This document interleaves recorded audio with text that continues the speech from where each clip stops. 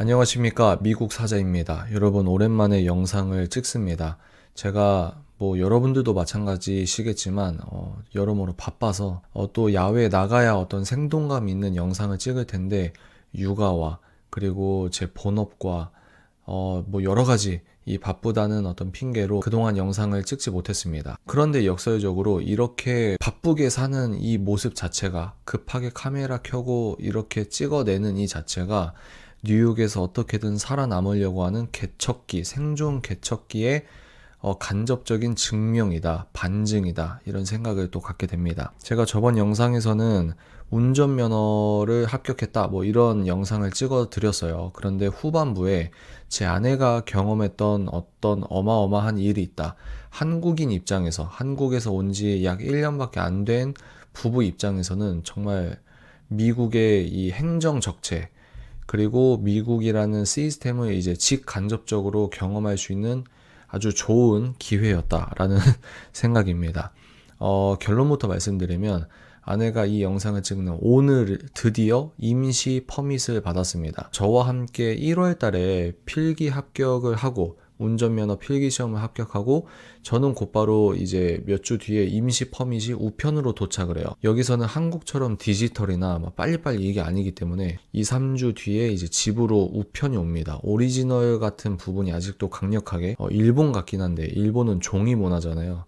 근데 또 어떤 부분에선 디지털로 빨리빨리 되는 부분이 있거든요, 일단. 그런데 여기서 아내가 좀 꼬였어요. 꼬인 게 뭐냐, 필기 합격하고 이제 데스크에 가서 자기 정보를 말해주고 종이에 쓰죠. 그래서 이제 이 사람이 그 정보를 갖고 임시 퍼밋을 발급을 해주는데, 임시 운전 면허증을 발급을 해주는데, 거기에서 아내 생일을 잘못 기입을 한 겁니다. 그래서 아내가 처음 받은 그 카드를 확인해 보니 자기 생일이 달라서 이제 이거는 다시 신청을 해야겠다 해서 DMV를 다시 가게 됩니다. 그때부터 이제 시작이 된 거죠. 내 생일이 틀렸으니 다시 신청을 한다라고 재신청을 했는데, 그 뒤로부터 뭐가 잘못된 건지 아내가 곧 받아야, 2주 뒤에 받아야 할 임시 퍼밋이 약 7개월 동안 오지 않았습니다. 아내가 DMV에 가서 신청을 7번, 6번 정도 했어요. DMV에 신청할 때마다 이제 거기서는 이해가 안 되잖아요. 야, 우리 행정 시스템에선 보냈다고 돼 있는데 왜 안 받았다고 하냐?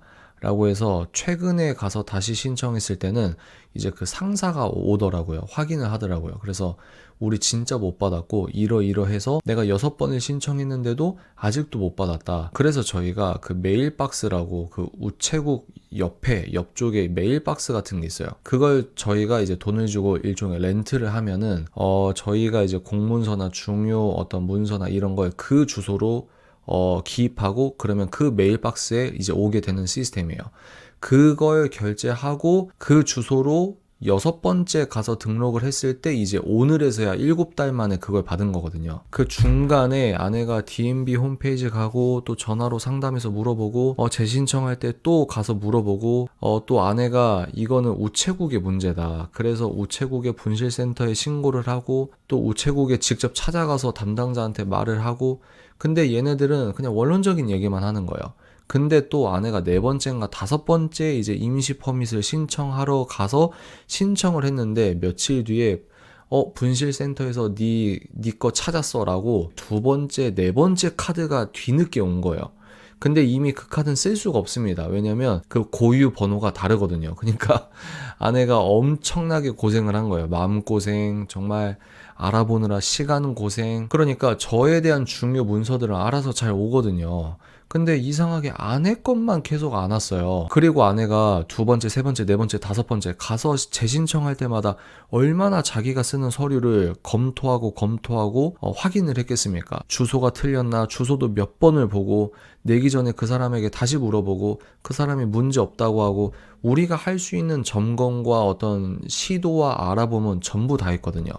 그러니까 이제 우체국의 문제인 걸 이제 DMV 직원도 어느 정도 아는 것 같고, 그리고 알아보니까 저희만 이런 일을 겪은 건 아닌 것 같기도 하고, 그래서 고질적인 미국의 어떤 행정적인 문제인 것 같습니다. 물론 저희가 7달을 줄일 수는 있었겠죠. 안 오면 곧바로 다시 가고. 그런데 여러모로 미국에서 정착하기 위해서 운전면허만 매달릴 수가 없잖아요. 또 육아도 하고 있고, 아이 데리고 응급실도 가고, 여러 일들 가운데 이게 항상 이제 잠재적 스트레스였거든요.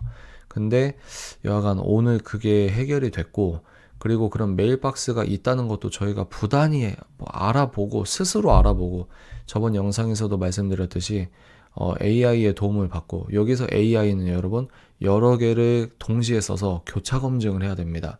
AI는 자기가 아는 만큼만 대답하고, 또 내가 반론을 입력하지 않는 이상 뻔한 이야기, 확증 편향적인 이야기, 이야기를 위한 이야기를 하기 때문에 좀 도움이 안 될 때가 많아요. 그런데 또 동시에 제대로 정보를 주입하고 내가 교차 검증만 하면 엄청난 도움을 받기도 합니다.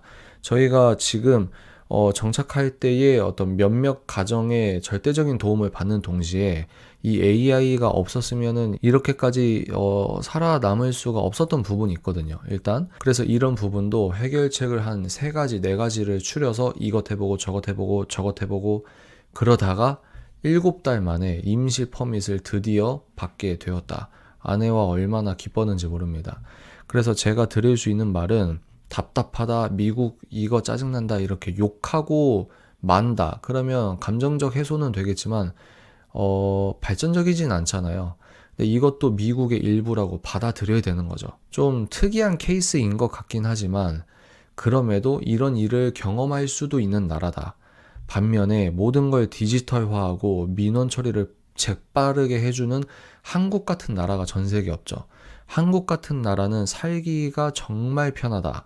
근데 그 디지털로 또 빨리빨리 해주는 그런 편리함 속에 개인의 자유와 권리가 침탈당할 수 있는 속도 역시 엄청나게 빠를 수 있다. 그런 의미에서는 이렇게 느릿느릿하고 말도 안 되는 행정 적체의 어떤 오류 투성이인 것 같기도 하고, 근데 이런 의미에서 미국이란 나라가 개인의 권리와 자유를 더 보존할 수 있는, 더 잘 보호하는 어떤 오리지널적인 그런 부분이 역설적으로 있는 것 같다라는 생각을 하게 됩니다. 이런 내용을 누가 볼까요? 재미도 없는데. 일단은 제가 나갈 수 있으면은, 특히 이제 맨해튼 나갈 수 있으면은 좀 다채로운 영상, 생동감 있는 영상, 제가 항상 말씀드리잖아요.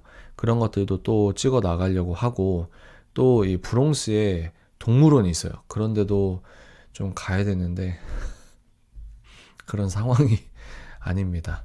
일단은 다음 영상에서 또 찾아뵙겠습니다.